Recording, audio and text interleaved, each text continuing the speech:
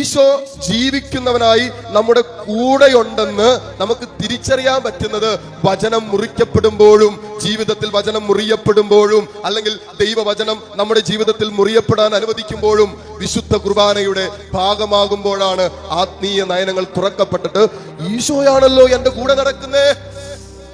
ഇപ്പൊ വചനം കേട്ടില്ലേലും കുഴപ്പമില്ല, വചനം വായിച്ചില്ലേലും കുഴപ്പമില്ല, വിശുദ്ധ കുർബാനയ്ക്ക് പോയില്ലേലും കുഴപ്പമില്ല, അത് ഞായറാഴ്ചത്തെ വിശുദ്ധ കുർബാന വരെ എന്ത് കഷ്ടപ്പെട്ടാ ചിലർ പോകുന്നത്.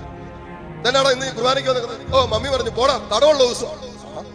ഇങ്ങനെ കുറച്ച് കടമുള്ള ദിവസങ്ങളുണ്ട്. ഇപ്പൊ ഞായറാഴ്ചത്തെ ഒരു ദിവസത്തെ കുർബാന കൂടിയില്ലെങ്കിൽ കടം കയറി ചിലവരുടെയൊക്കെ ജീവിതത്തിൽ കടം വീട്ടാതെ കിടക്കുന്നതും കടം ഇങ്ങനെ കുന്നുകൂടുന്നതിന് കാരണം ചില കടങ്ങൾ വീട്ടാക്കടങ്ങളായി കിടക്കുന്നത് കൊണ്ടാണ്. അതുകൊണ്ട് ഒരു കടം ഉണ്ടാക്കിയേക്കരുത്.